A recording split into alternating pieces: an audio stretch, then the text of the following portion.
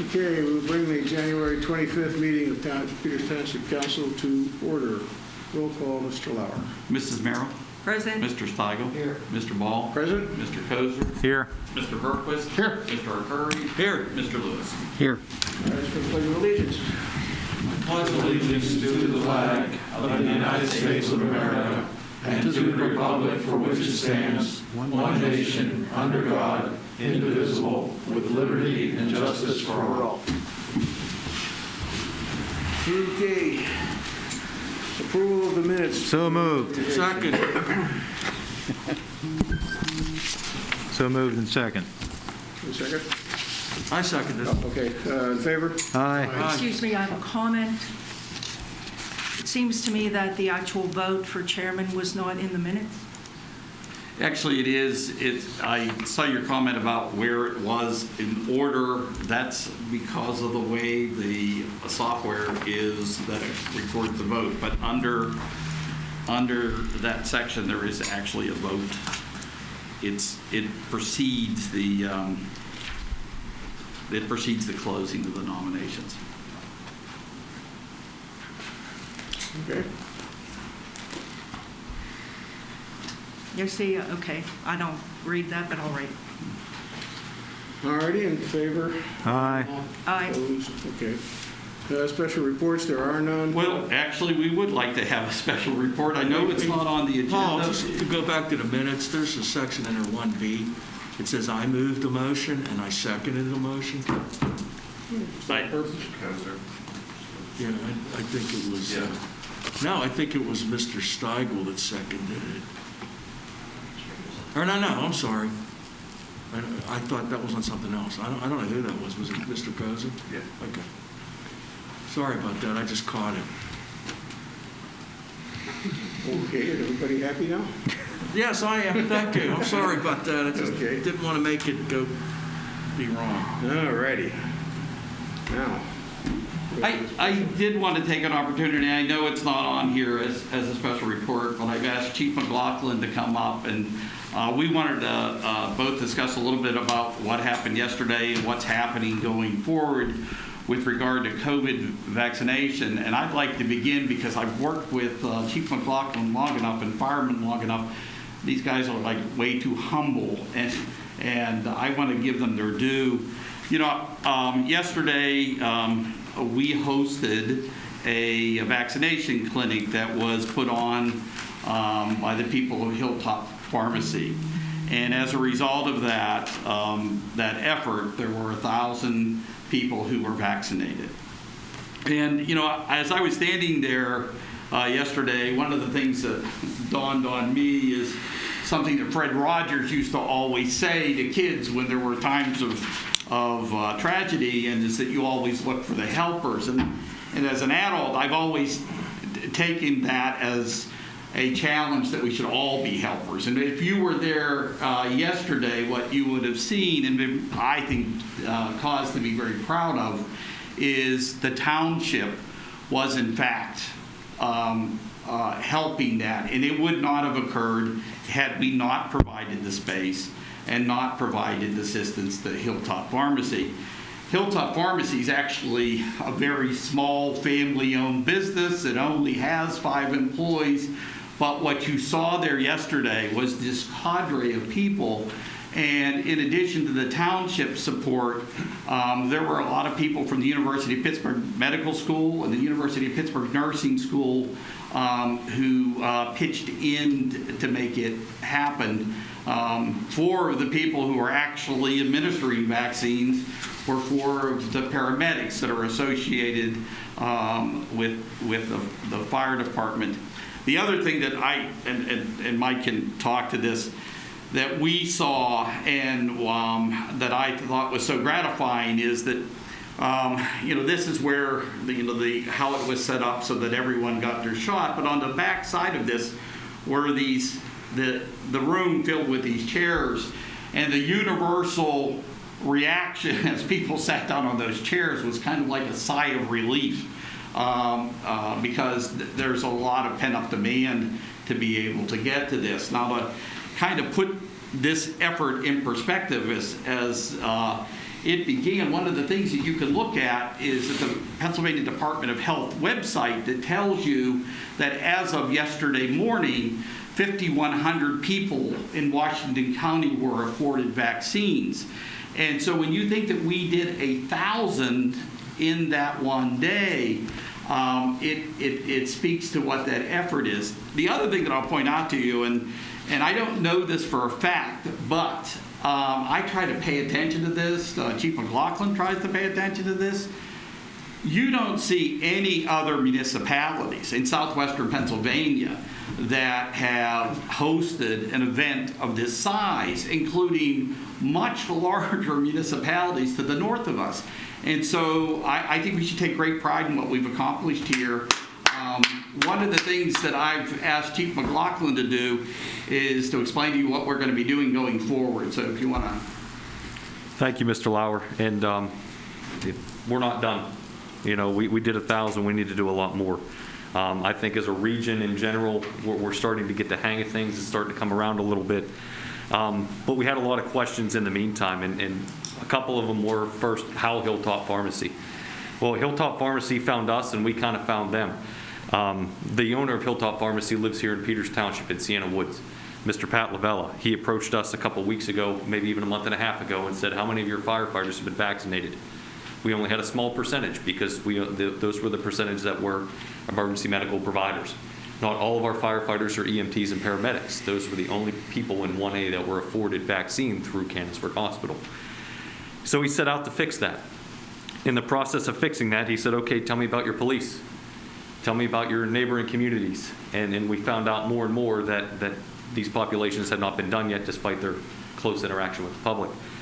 So we vaccinated our remaining firefighters, our police department, North Strabane Police Department, and the remainder of North Strabane Fire Department in one night. We did about 60 people in an hour and 15 minutes.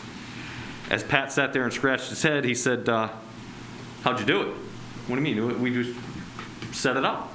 It was the flow. And we kind of looked at it as if anybody has seen the movie The Founder and they figured out how to make a kitchen. That's kind of what we were doing in that process and trying to make this as efficient as we could. Pat was amazed at how we flowed 60 people in an hour and a half, and he said, can we do it big scale? So we modeled it, we scaled it, and we projected to be able to do 1,000 in a day. And that's exactly what we did. I'm proud to be a part of that, but more importantly, I'm proud to be a part of the community that raised their hand first to say, let's do this and get this done. It takes the 7 people sitting in those chairs.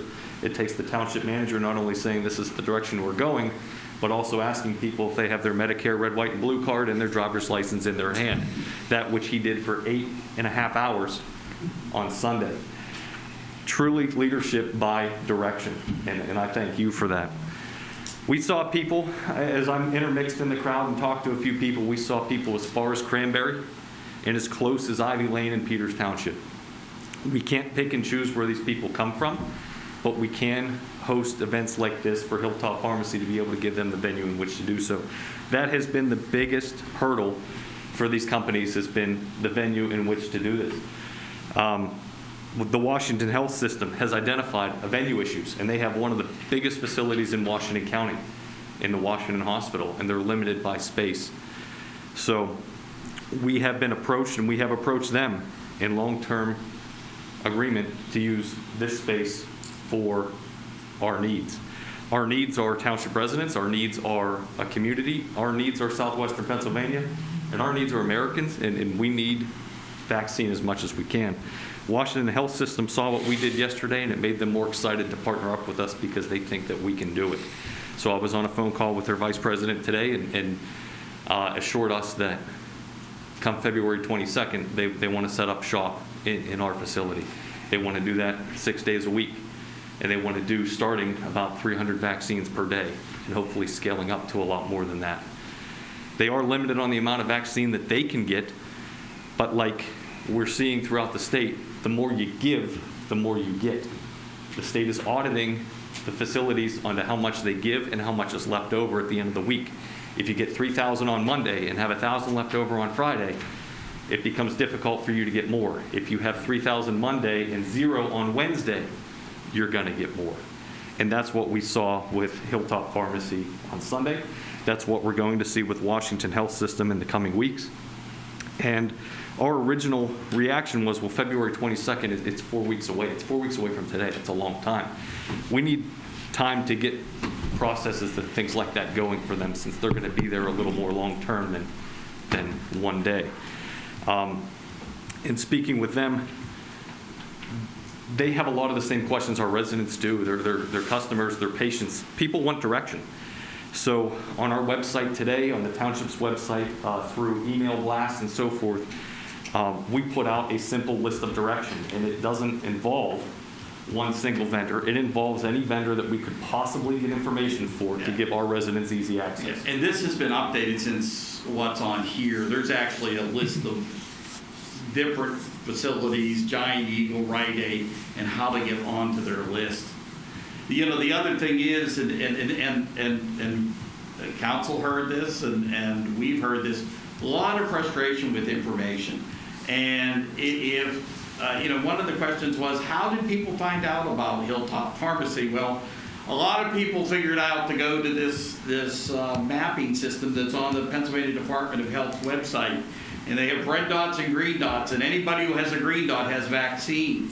And, you know, and when you hit those dots, up pops contact information, also information about availability. So like this pharmacy is only doing long-term nursing facilities. But this is a way to go find out right now who has vaccines and who doesn't. The other thing is, Allegheny County Department of Health, following guidance from the Pennsylvania Department of Health, as of last Wednesday, began vaccinating people who are 65 and above. And again, you know, just as in the vaccination clinic we did with Hilltop, it's open to everyone. And so residents of Peters Township can go on and attempt at this location to also get a reservation for a vaccination. So, I have a question. yes, sir. If like for the 300 people, how many did you do? 1,000? 1,000 in one day, yes. Or when they get their shot, are they rescheduled to get the second one within the time frame? 28 days from that date, same time, same place, yes. Okay. The same is going to be... Because I would think that would be a problem if you can't get the vaccine and you've already had, you know what I mean? Right. I think people would want to know that. At first, excuse me, I'm sorry. At first, I think they were getting direction is if you give a dose, you save a dose. I think since then, it's been, okay, give your doses and you're going to get more backfill. That's been what I've heard. I don't know because I'm not in the healthcare business or in that industry to know that's exactly how it's going. But from talking to a few of the health vendors, that's exactly how it's going now. Give what you get and we'll backfill more for that second dose. Okay. I think the CDC has also come out with expanded guidelines for those second doses, whether it be for Pfizer or Moderna, the two emergency youth authorization vaccines right now. But it's each of these pharmacies' goals, and they tell you that we'll see you back here 28 days, same time, same place. Got to get second dose. Okay. For that amount of efficiency. So in terms of being efficient, giving people the information that they can have, and like Mr. Lauer spoke to earlier, I don't know many other municipalities going to these lengths to do this. In calling, we had our firemen calling some of these places to make sure that this is a vetted source, that people can get information here, or people can sign up for here. We spent a couple hours on the phone today ensuring those processes are in place before posting it on the website. So that's something we were able to do. We kind of took what we were doing early in coronavirus and reaching out to our local restaurants to see what they were offering and posting that to the public, to turning it in this direction and how far we've come in 10 months. So those efforts I'm very proud of. Proud as the fire chief, proud as the emergency management coordinator, proud as a Peters Township resident ultimately that we can do more. It will obviously come with critics at times because the more you offer, the more people need to see. They expect more. I don't fault them for that because we all have our issues at times in trying to get things in general. Obviously, if you're a sportsman right now, it's tough to get ammunition anywhere. The vaccine is very, very rare. It's very hard to find. And we want to give our residents and anybody living in and around our community the easiest access to this that we possibly can. Thank you. Are there any other questions? I do have a question. Please. Thank you so much for everything that you did, and for all the people who participated. It's great service that they're providing. For the people in our community who may not be as internet savvy or using this sort of access, can you give us a recommendation on how to get the word out to people who we know who might be elderly or have conditions? Of these sources, Washington Health System offered a hotline, if you will, where people can make a phone call. That call is a pre-recorded message that their information is updated every couple days. So people can call that line and get that information. That number is 724-579-1100. And it will give them a recorded message. The challenge for us is, okay, if people aren't internet savvy, how are they going to get that phone number? Hopefully, watching tonight on this council meeting, they'll get that phone number. I'd like to put a blurb on Channel 7 so people can see that. And some of the newspapers might carry it too. Some of the newspapers might want to know that, if you know anybody. But no, getting the word out there and getting people a source for information, as much as the municipality offers out of this building, not having that information to give is frustrating, and there are a lot of people calling. Was that phone number, did that just become available today? To our knowledge, yes. The vice president of Washington Health System provided me with that phone number this morning. So you'll repeat that, 724? 724-579-1100. Okay, good. And I will double check that. Is there any assistance, for example, if there was a person who did not have the ability to get to the testing site? So this is something to the testing site, or have somebody from the ambulance department or whatever go, So now we're even deeper into logistics, and that's an excellent question. One of the things that the Washington Health System has done on their website is give weekly video updates for people seeking information, and that has been a frequently asked question. What they have suggested is that people that have ride issues can actually partner with Uber, with Lyft, or anybody like that to schedule a ride to get their vaccine. The fortunate part about this is your vaccine may only take a total, if it's functioning properly, a maximum of 25 minutes to a half an hour in the door and out. The longest period is the waiting, that you have to wait for 15 minutes post-vaccination. So what the health system has encouraged people that have ride share issues or ride issues is those ride share services that might be able to help them. Washington Access also has ride programs for that, the access. Yeah, that's what I was going to say. I think a lot of the people who are elderly who need transportation assistance are going to be able to use access to be able to solve that problem. Okay. Just like we would normally. I'll just leave you with this. As Channel 11 came out, and the cameraman was getting ready to put his camera back in his car, and he turned to me and he says, they sent me out last week to see a vaccination site in the city of Pittsburgh, and he says, this is so much better organized than what I had to film last week. So again, I want to compliment Chief McLaughlin and all the guys from the fire department, the public works department, police department, the rec department, all of which were there, the IT specialist that we have in from AEC was there to make sure that the systems were up and running. So it was a team effort.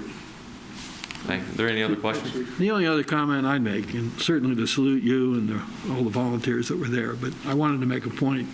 As you went through some of the volunteers, Duquesne University had a number of pharmacy students, and I didn't hear them mentioned, and I wanted credit to go there too. Thank you. Great. Thanks, everybody. Thank you very much. Thanks, Chief. Anything else under special plan? No. Okay, audience comments, we have a couple. Yes. The first one's from Valerie Pajak. I have a question, comment for the Peters Township Council meeting tonight. I read that the Peters Township website, the live audience questions are not allowed currently, and to email them to you prior to 4:30 the day of the meeting. I saw on Devlin Robinson's website the DCNR announced on January 21st, 2021 that applications are being accepted for recreation conservation project grants. I looked further into this and saw that the grants are prioritized for municipalities in the Commonwealth and that grant money can be used to build community swimming pools. This is something Peters Township should pursue in support of the Aquatic Center at the former Rolling Hills site. The pool development study was completed already, so this is a natural next step, and if awarded, will save the township tax dollars. The application deadline for the grant is April 15th, 2021. I've included 2 links for more information below. I'm happy to volunteer to help with its initiative as a concerned and engaged citizen of the township. This is from Valerie Glipstis. She lives at 338 Snowberry Circle. This is a grant program that we're familiar with. In fact, we're currently doing a project in Peterswood Park that was funded that way. Mr. Books is here, but he has asked me to do my best Mr. Books imitation and read his comment that he has sent in. I would like to thank both council and township management for responding to the COVID-19 pandemic by approving the use of Rec Center for vaccine administration. When I drove by Peterswood Park on Saturday, I immediately noticed the Rec Center parking lot was, for the first time in a long time, full of cars and people. It's obvious to me that the community is safer today than it was only a day earlier. Lastly, a salute to Hilltop Pharmacy for having the courage to organize the inoculation program. I look at the big chain pharmacies like Giant Eagle, Walgreens, and CVS and see nothing in the way of supporting community health efforts. Thank God for small businessmen like the owner of Hilltop Pharmacy. Township officials should thank this man for his efforts and recognize the goodwill. The first step has been taken. Okay, thank you. Unfinished business. There is none. New business, acceptance of the 2020 survey of financial condition. So we are required by Pennsylvania Act to certify the financial condition of the township. This is a process that is done to determine communities that may be approaching a financial distress. We certainly are not that. And it's my recommendation that Peters Township acknowledge receipt of the 2020 survey of financial condition. So moved. Second. Favor? Aye. Opposed? Okay. Exoneration of Ryan Taraski for Jordan Tax Service for their obligation to collect outstanding 2020 Peters Township property tax. So in the docket is a list of properties that were liened on January 15th. That the obligation to collect those taxes now rests with the Washington County Tax Claim Bureau, and so therefore what we are asking is that Ryan Jaworski and Jordan Tax Service be exonerated from their obligation to collect those taxes. Second. Discussion in favor? Aye. Opposed? Okay. Approval of the Brookwood Place Amendment Number 2 final plan is shown on drawings prepared by Spirited Land Surveying dated December 22nd, 2020 for Donovan Land Partners, LLC. So the Brookwood Place plan of lots is a townhouse community. What this subdivision does is fix the exact location of those property lines as the party wall that separates the units. So you're going to see a couple more times where this plan will be coming back in as these units become built. So it's going to be my recommendation that council approve the Brookwood Place Amendment Number 2 final plan. Move we approve Brookwood Place Amendment Number 2 final plan as shown on drawings prepared by Servitude Land Surveying dated December 22nd, 2020 for Donegal Land Partners, LLC. Second. Subject to planning commission? No. Any other discussion? Favor? Aye. Aye. Opposed? Next item is approval for recording purposes of Kelfo Wagner plan of lots as shown on drawings prepared by LK Land Services dated November 6, 2020 for James J. and Claudia H. Wagner. This is a transfer of a small portion of land from one lot owner to another. The property that's being transferred is located here. It's being transferred from this property to this property. I'll move Lots that, remain conforming. I'll move that Peters Township, that we approve for recording purposes the Calfo Wagner plan of lots as shown on drawings prepared by LK Land Services LLC, dated November 6th, 2020, for James J. and Claudia H. Wagner. Second. Discussion? All in favor? Aye. Aye. Opposed? Okay. Approval for recording purposes. The Sopco subdivision is shown on drawings prepared by J.R. Gales and Associates dated January 8th, 2021 for Brooke L. Sopco and Ronald W. Sopco III. So this is another simple subdivision where a property line is being moved on two properties. Both properties, after the subdivision, remain conforming. It's my recommendation that council approve this, the Sopco subdivision as shown. So moved. Second. Discussion? Favor? Aye. Opposed? This is a matter of curiosity. What are they doing that for, Paul? I have no idea what the motivation is, but I think Ron and Brooke have some plans for the backyard pool and Okay. Kind of a strange looking thing. Makes sense. Departure from regulations for Clarkson plan of lots number 3, restricting driveway access to collector roads. so this item on the agenda and the following item are related. And we have a restriction in Peters Township that prohibits the subdivision of property to create a lot with driveway access on a collector road. So this is the current configuration of this property, that these 3 lots. And if the subdivision's approved, the configuration would look like this. It's this lot that would have an additional driveway that comes out on to Thomas Road. And I think that one of the things you got to keep in mind about this, there's actually a driveway here now. There's a barn back in here, and it services that barn. There is adequate site distance as determined by our traffic engineer. There's adequate site distance by evidence of the fact that they were able to obtain a highway occupancy permit from PennDOT because they're going on to a state road. So, you know, it's our opinion that a departure in this case does not present any real issue. Well, what's the size of that parcel, the yellow one, gold? 10.1 acres. And is there any restriction that will not be subdivided any further?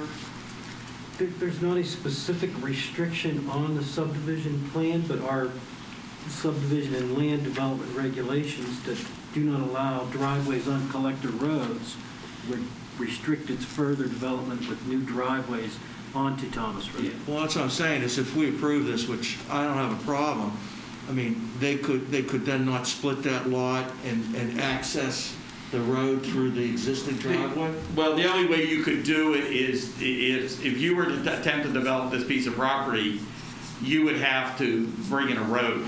Correct. Oh, it's just a driveway then? Yeah, you wouldn't have a driveway, you'd have a road that would come back this way. All right, I'll make a motion that we grant the departure from regulations for the Claxon Plan number 3. Second. Discussion? In favor? Aye. Aye. Opposed? Okay, then the second part of that is approval for recording purposes. Clarkson plan of lots number 3 is shown on drawings prepared by Mackin Engineers and Consultants dated December 7th for Kibble G. Clarkson and Donna L. Clarkson. Ed, have all the conditions on this been satisfied? All but the DEP planning module. All right. I'll make a motion that we approve for recording purposes the Claxon Plan number 3 is shown on drawings prepared by Mackin Engineers and Consultants dated December 7th, 2020 for Kim and Donna Claxon. I'll second. Discussion? Favor? Aye. Aye. Opposed? All righty. Resolution amending Peters Township Personnel Manual by creating job descriptions. So in your docket are 2 job descriptions for positions that are provided for in the current budget. One of them is for a program and outreach coordinator, and this will be replacing a position of a reference library in the library. The other is a patron services coordinator. This position, in essence, exists right now, but it's filled by an individual who does this work on a part-time basis. So what this does is create the positions which will then allow us to fill them at a later date. Do they have to be full-time? I mean, if we approve this, could one of those positions end up being part-time? Well, actually, Because if we're not doing it now, then why are we doing that? we are going to make these full-time positions. Currently, the reference librarian has not yet resigned. She's actually been off with a medical leave. She's to be back shortly, and when she comes back, she will be moved to a part-time position, and then that will open up the opportunity to have this other full-time position. So the position that she's vacating, is that going to be eliminated? That position is going to be eliminated, and it's going to be replaced with this. Okay, what about the other? The other position is a part-time position right now, Oh, okay. and one of the problems we're having, and this has been exacerbated with COVID, is the circulation desk is totally serviced by only part-time positions, and it's making a difficult problem being able to staff that on a regular basis. So the intention is to have a lead person there who's in a full-time position and thereby address some of that problem. Mr. Lauer, since we started with questions, I did submit, for your information, some questions to Mr. Lauer and Ms. Love earlier, not so much about the content of the job description, but I did want to ask about the recommended grade. When you look at the job description, I was trying to understand, because the way the patron services coordinator is worded, it almost seems like it has more of the responsibilities that might be that might require it to be the similar grade as the other job. Well, the position of program and outreach coordinator requires a college degree. I understand The other thing about it is that will be the position who are responsible for creating and executing community programming. And where it is placed in terms of a grade is exactly where we have that same kind of position in the rec department, the people who do programming over there.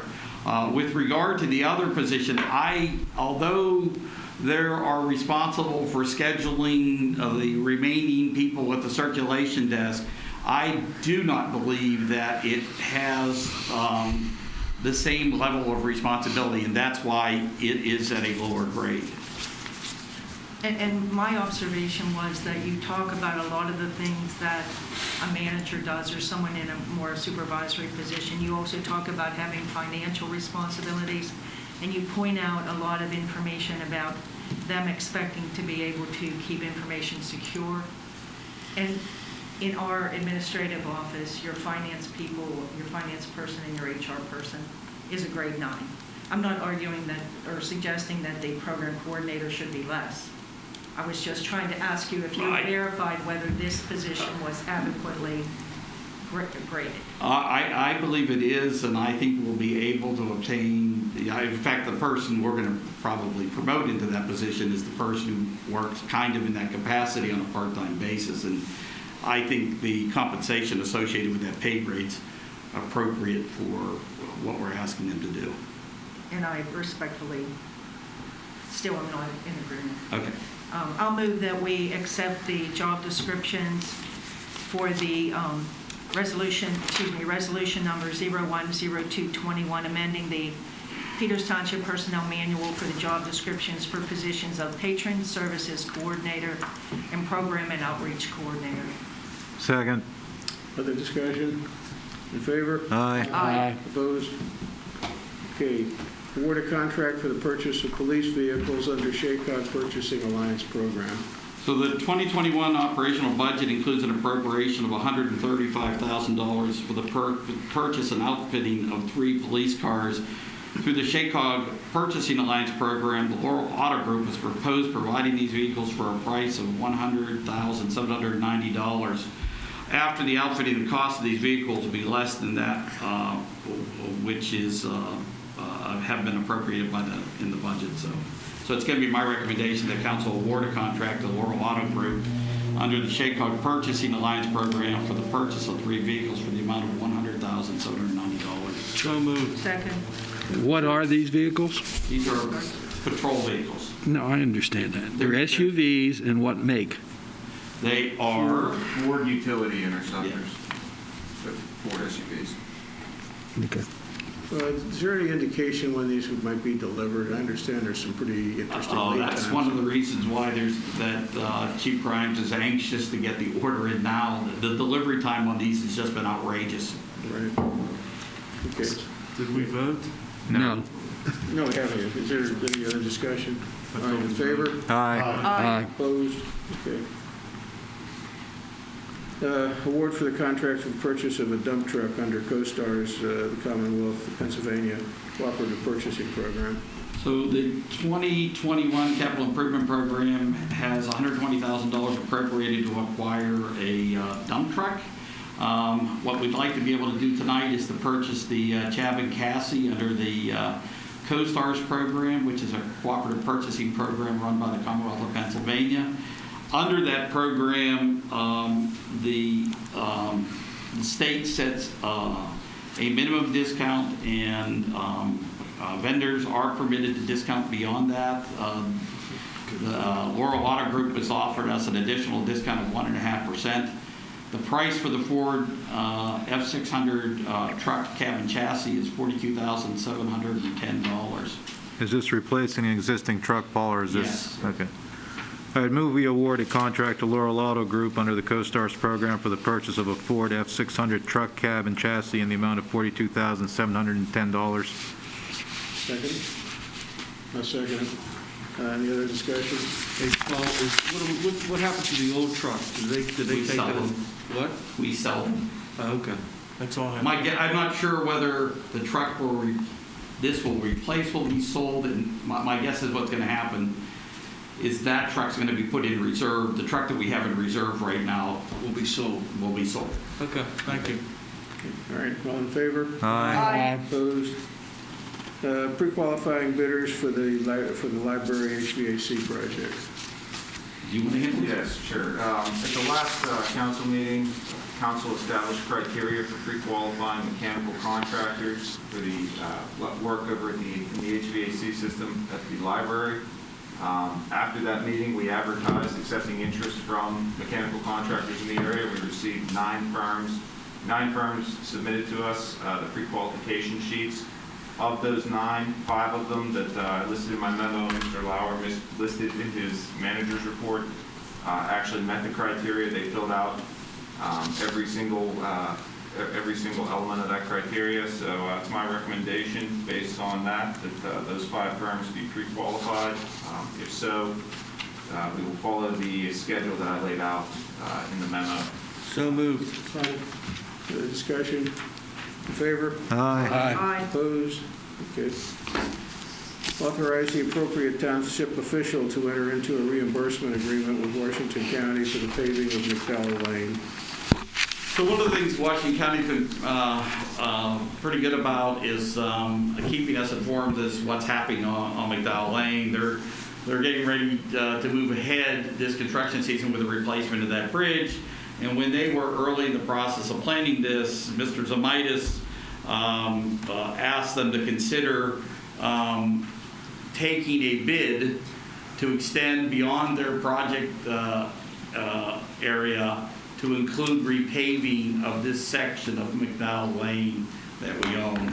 And the idea behind that is that rather than go through an entire construction season with that bridge closed and then only to have it open back up and in the near future us repave that road and close the entire thing down again, that we would do it all at one time. So they have taken bids on this project, and the cost of the township is $41,552. And Mark can talk to this. This may be slightly higher than what it might be if we were to bid it ourselves, but the cost of the motoring public, if in fact we do this as two separate projects, I think more than offsets that. Yeah, I would agree with it. Plus the cost to coordinate two different contractors in there, payment joints now, it doesn't make any sense, you know, for the love of a couple $1,000 to not, not consider it operating account. Makes sense. I'm going to move that we authorize the appropriate township officials to execute a municipal reimbursement agreement with Washington County to cover the cost of repaving a portion of McDowell Lane. Second. Other discussion? Favor? Aye. Opposed? Okay. Special permit request by Giant Eagle. Move we grant the special permit request. Second. Other discussion? I have a question. Are we going to ask them to provide police or some sort of traffic control? I mean, if they're going to be offering free car washes and all that, do we anticipate problems? I don't anticipate, I don't know what you think, Ed, I don't anticipate the traffic being the whole way back out on the 19th. They've had some events, they can stack a lot of cars there. They had a similar event without a special permit at their Johnson's Crossroads location. It did not create any traffic. Yeah. I mean, you're the whole way over here, so. We can mention it to them though. It goes in the back there. Yeah, that's what I'm saying. That's where you go in, You've got to right? go the whole way through this site. Yeah. Yeah, and They have two part of lanes what now. they've done is to create two stacking lanes too Correct. now. So Correct. they've increased the capacity to actually stack cars in. And then the only other thing, the balloon columns, they're individual balloons stacked, not those things that inflate and flop down. Oh, I think that's what these are. There's one, and they're the only reason I think it's not a problem. They're back on the site and they're at the entrance and exit of the car wash, and they're not up along Route So they 19. won't be on the road and distracting people? No, the only thing that's going to be along the road are two signs like this. I think what they're doing is you can now subscribe to have your car washed on a regular basis, and they're going to put Unlimited. a tent. They're going to put a tent here, and I think to sign people up. But that's there were a lot more signs when it first came in. Wet go. Okay, thank you for answering. Your motion? If, I think I made them. Did you?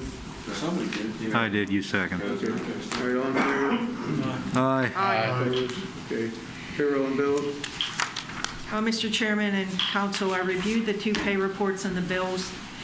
In case you were interested, pay one is about $90,000 more than pay two, and that's due to payouts of accumulated time for people who have resigned, and also overtime for Public Works. You've seen the Public Works report about the excessive overtime during that snow event.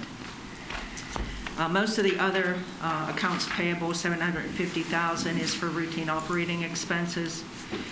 There was also an $80,000 payment of that as ADA improvements. They're all in order. Additionally, there's a charge of $9,500 on the credit card statement included in the docket. These appear to be in order. I'll move to approve. Second. All in favor? Aye. Opposed? Okay. Correspondence? Anything to note? None. Okay, reports. Anybody want to discuss any of the reports? Okay, miscellaneous. Excuse me, may I apologize for delaying. Mr. Zomaitis put in about the utility companies planning some major projects. And I heard after the fact that one of our utilities, the water department, created some issues for residents along Hvac. The story was that apparently they're using subcontractors now who may or may not be as in tune to what we need. Can you give any insight to that, or perhaps Mr. Jarowski? Subcontractors for these main replacement jobs. I mean, they use, it's the same contractor that they were using last fall. What I understand they're going to do now, because you might see there's one call markings out on the belt road. Last fall, they installed the new 12-inch main there along the belt road, but they never transferred everybody's service over. So that's what they're doing here this winter and spring, is transferring services. I think I spoke to the same gentleman that you probably spoke to about some pressure issues, I guess, when they Well, turned people on had the water. appliances damage in their homes Yeah, apparently. I heard about that, and, from what I understand, the water company's insurance has been contacted. Hopefully, We're yeah. working it out with them, and I explained to them that, look, it's a public utility, they're regulated by the Public Utility Commission, it's out of our jurisdiction, and even in this particular case, it's on the state road, so we don't even have a street opening permit for this one. But we talked it through, and I think they contacted the appropriate people at TA American, and they're working on it, so. Thank you for explaining that. Okay, anything else? All righty, miscellaneous? Yes, in the docket, you'll see a report from Chief Grimes regarding on-street parking on Johnston and Churchill roads. He would agree that in fact they pose a problem, particularly during snow events. If we wanted to do something with these, what our practice in the past has been is to contact everybody along the street to get input from them as to whether or not they want to see no parking signs along their road. So I leave that up to council as to whether or not you want us to go out and survey these streets or not. I think we should, of course. As far as Johnston Road goes, I'm going to defer to the rest of you guys since I live on that street. Well, we make the roads meet minimum. They're not wide enough to allow anyone to park on them. But that being said, I don't know that people are wholesale parking all the time. What do we do about residents who want to have a family event and there's nowhere to put the cars? Well, on Churchill, I can't speak to Johnson. Mr. Cozen probably better to speak for that. On Churchill, you would not see people park along Churchill Road. The only reason why there's a problem on Churchill Road right now, there's a house under construction, and the contractor is having a difficult time getting all of his staff off the road. The police department has been out there to talk to them. I come up past that every day. They have done a much better job in the last 2 weeks addressing that on that road. So I don't think on Churchill you have a permanent problem. You've got a construction problem. Well, and on Johnston, I think anytime, at least what I'm seeing, anytime anyone has a party, they park in the front yards. The problem on Johnston is always the delivery trucks, the landscapers who don't want to pull into the driveways and are parked out, on the curb for 2 or 3 hours while they're cutting grass or trimming shrubs or whatever. That's where the bigger problem comes from on that street. And would that no parking eliminate that? I mean, a delivery guy. No, there's still parking. Oh, probably. Well, I'm saying a delivery truck isn't parking per se. Yeah. I mean, you're going to still probably have that. I mean, I don't know any delivery guy who pulls in anyone's driveway. Well, they do at my house, but that's because we call ahead and tell them to. Oh, But, okay then. I mean, my point of it is, the way Johnston is, and again, I said I wasn't going to, You can advocate. Yeah, I'm not advocating, because really where I live, it doesn't really make any difference where I live, because no one's parking in front of my house.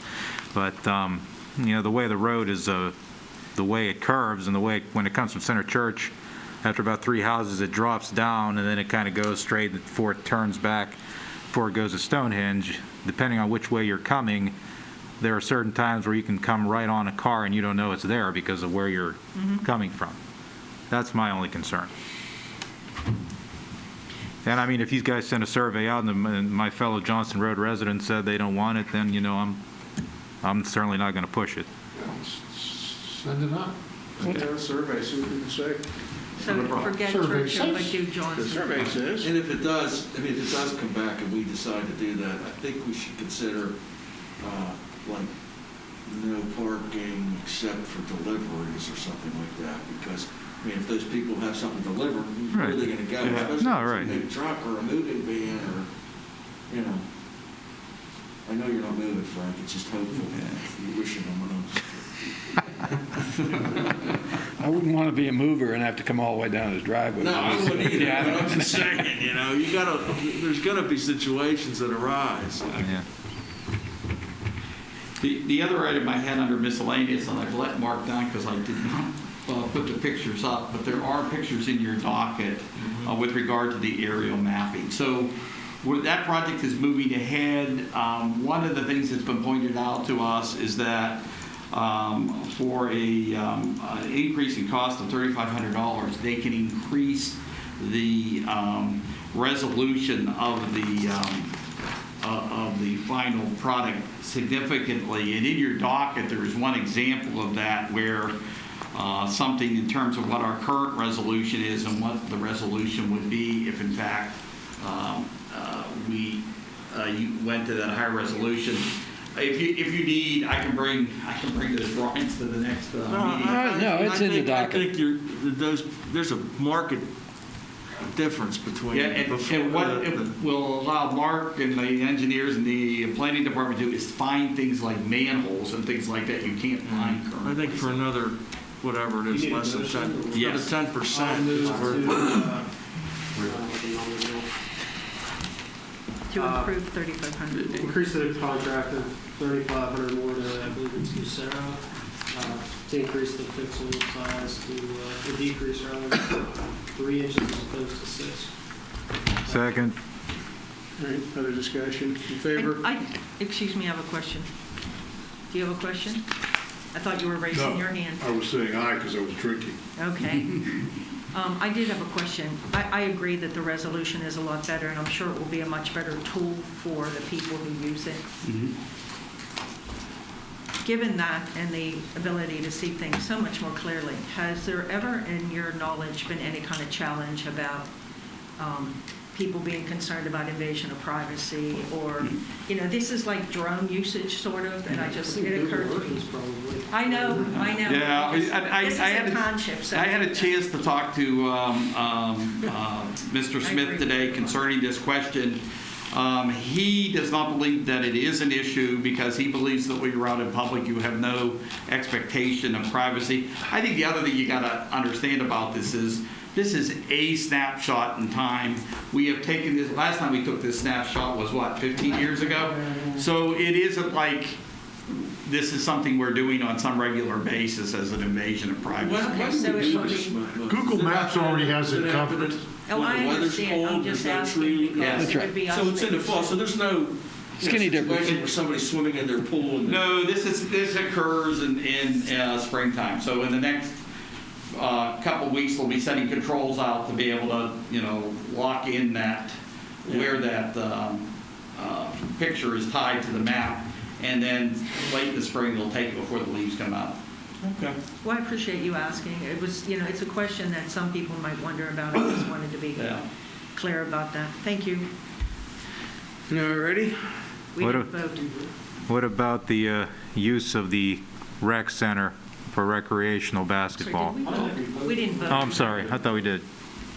I don't think we voted on No, that last you time. took a motion in a second. Okay. Okay. In favor? Aye. Opposed? I voted. We know You that. voted twice. Well, just pretend it's Philadelphia.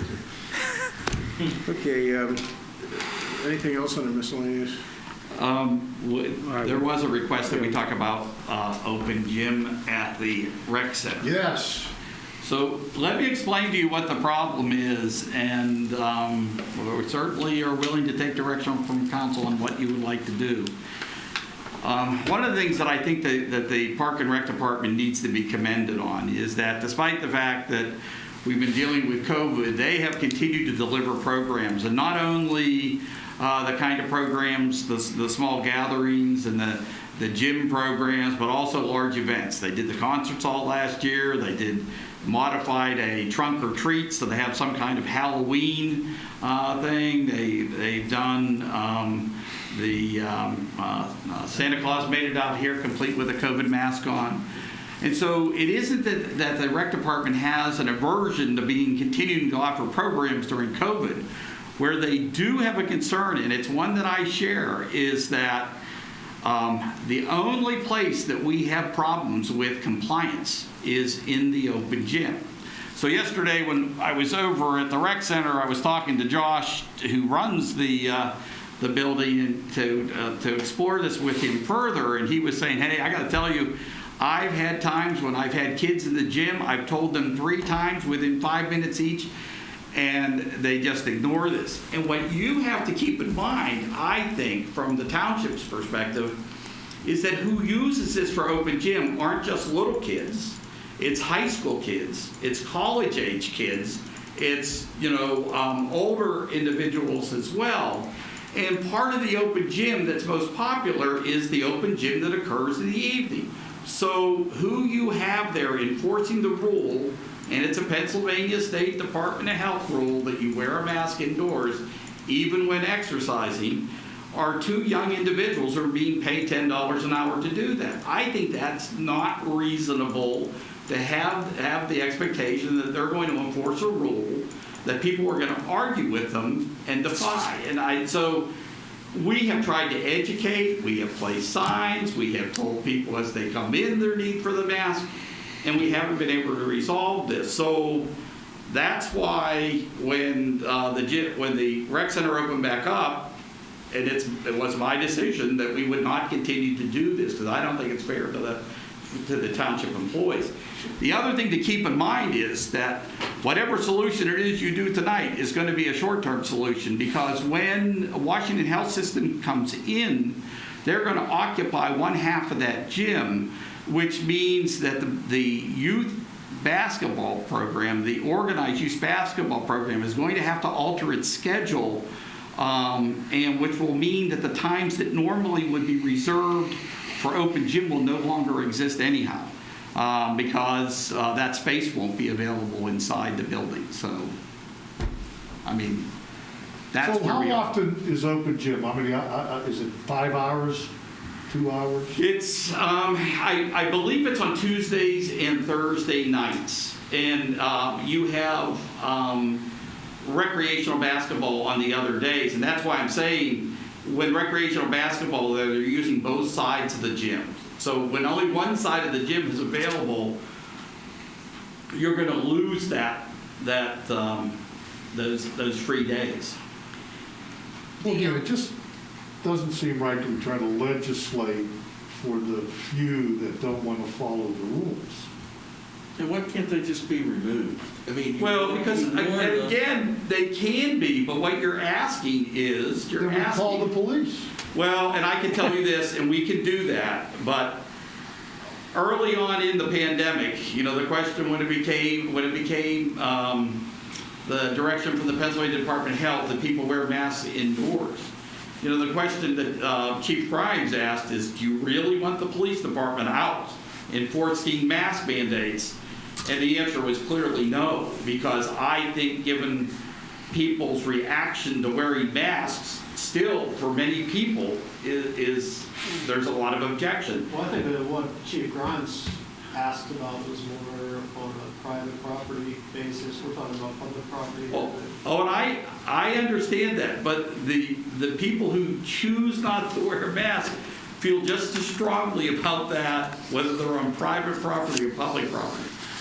So if you want for the next couple of weeks to open up open gym and you want the police to enforce that, I think you're gonna create a bigger problem than what we have. But that's up to you. What, from the rec center staff, who has been the offenders? Are they teenage kids? Are they adults that? It's teenage kids. There's a number of college students that use it because they're studying virtually. We have one senior citizen who's very defiant about it. The people who wrote to us, are they part of formed groups? Like No. They offer to police themselves. So I was trying to understand, is this a group who gets together regularly and plays, as a group? No, from what I understand, it's just parents who go shoot with their kids. No, okay. Well, I think it's a lot of kids who come over who belong to basketball programs, either at the high school or in our programs, and they practice. Are there any other municipalities experience this near us, and what are they doing? Well, I don't know anybody else who has open gym like we have. I can tell you we continue to offer far more programming than most Park and Rec departments offer. Right? Well, what did Upper St. Clair do with theirs? Did they close the courts and the rec center? I don't know. I don't know what they did. Did they? I don't know whether they even have open gym there. Could we get it?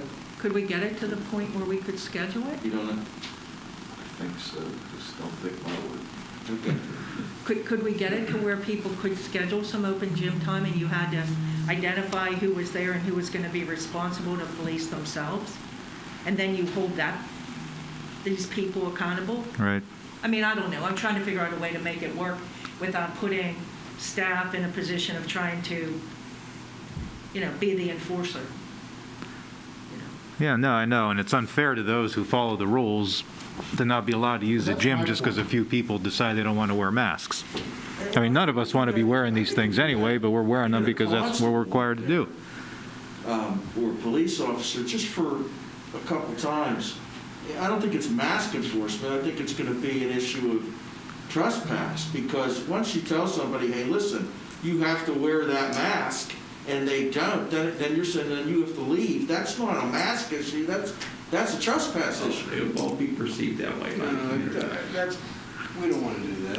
Well, don't they I have, think if the parents have to come and pick the kid up enough times, they're going to tell the kid wear the mask. or not bring them? I think you leave it closed. I just don't, I mean, I understand that the easier solution is to just close it and, but Let them play outdoors. I don't think it, I don't know. It's not fair to the kids that are obeying the rules. That's my. But the question is, so how do you take care of the ones that don't want to obey the rules? And sometimes the enforcement's going to just come down on us harder than,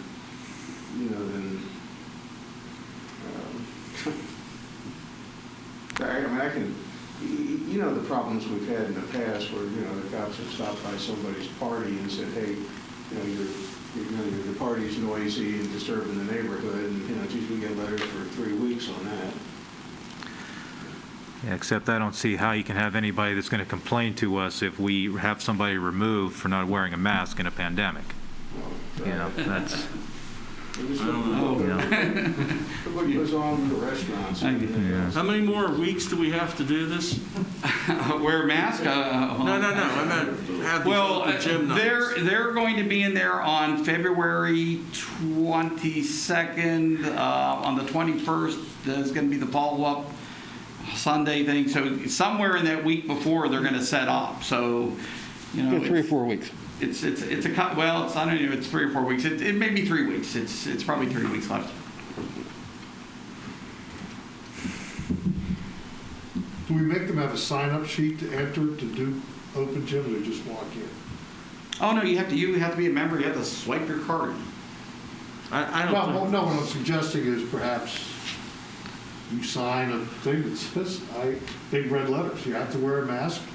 Or you'll be asked to leave. You'll be asked to leave, and if you don't leave, we're going to call the police. I don't know. I don't know what the difficulty here is, but I don't understand it either. And the kids all wear their masks. They all wear their masks to school, right? I just always say when you legislate for the many, the sins of the few, and that's what's happening here.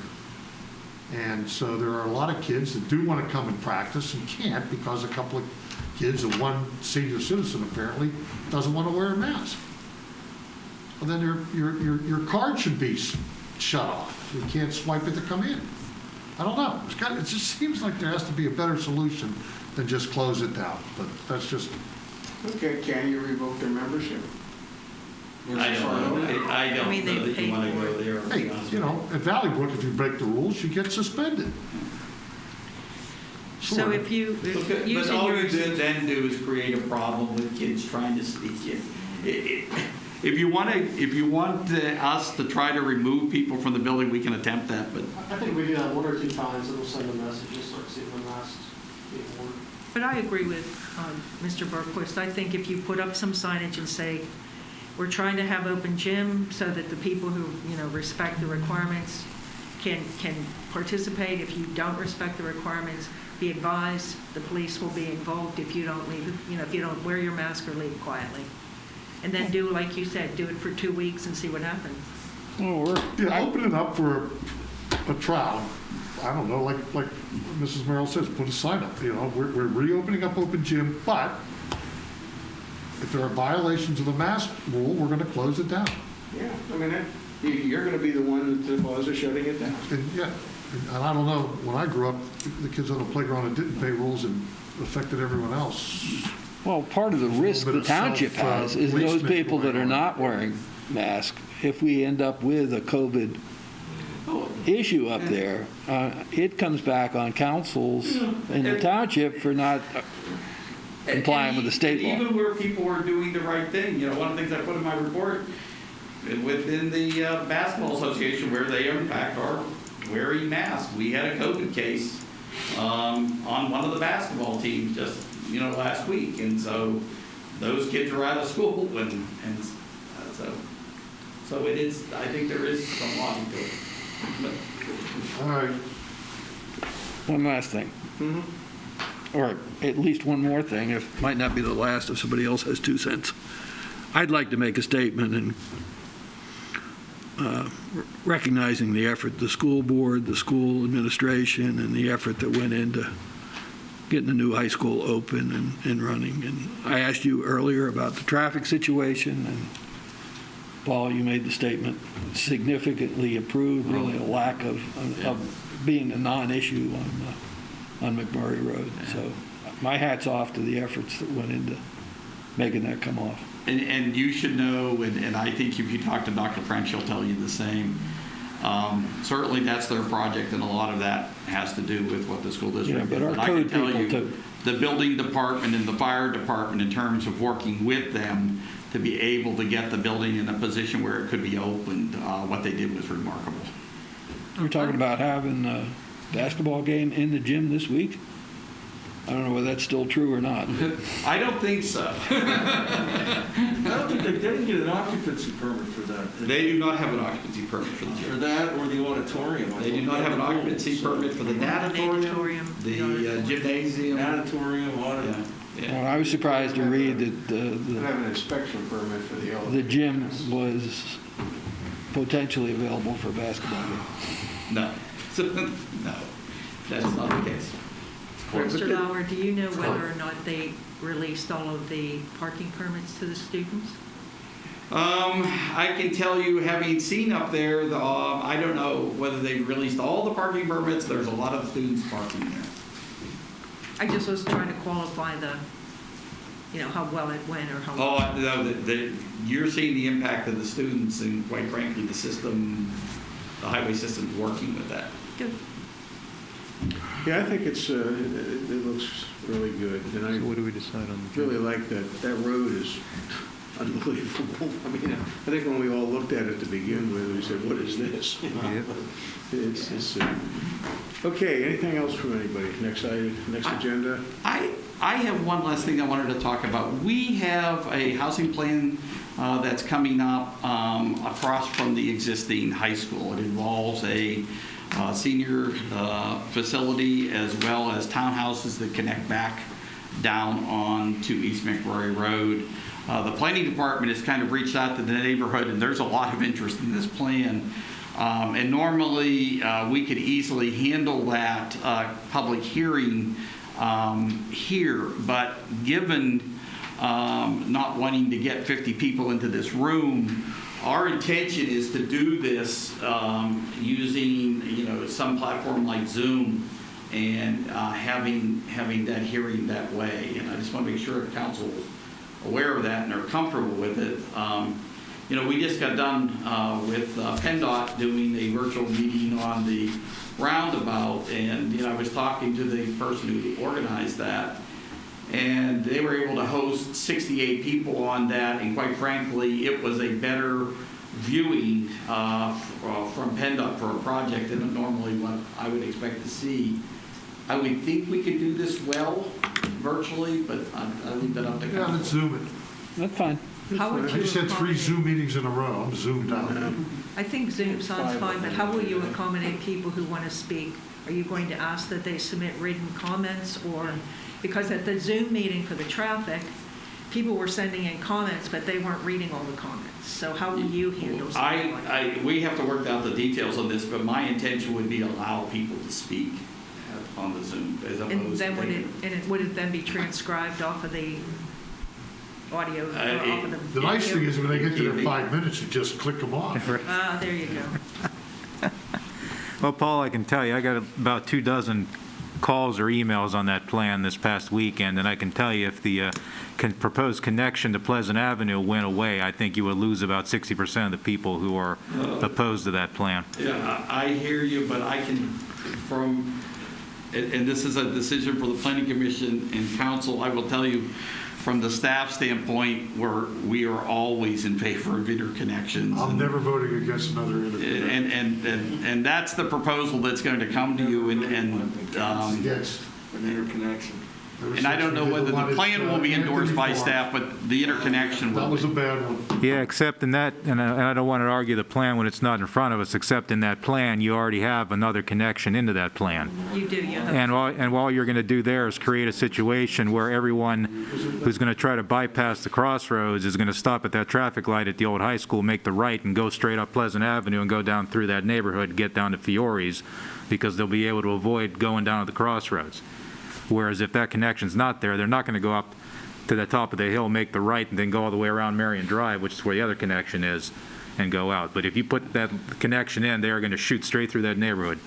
Because I lived there long enough. Here we'll get all the comments. Yeah. What's I'm going just- to be proposed is what comes from the developer, but. Well, the good news is this is the 75th development that's been proposed. Yes, that's true too. Yeah, that's what I'm thinking of.